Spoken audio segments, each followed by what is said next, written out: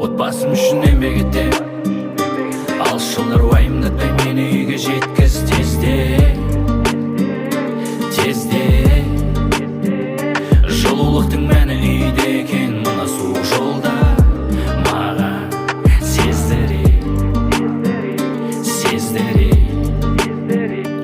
Аман бару керек үйге, үйде күтіп отыр әке шеше бала шаға. Жан жарым еразығы жолда, жаным кішкене күт. Балаларға ойыншық, әкеме көлік, анама мекке, саған алтын. Келемен бекпен қарада тұр, бәрі болады онымен, мен өзіме сенем. Жасақпасын сенің мөлдір көзіңнен, жыламашы жаным, атар аппақ таңым.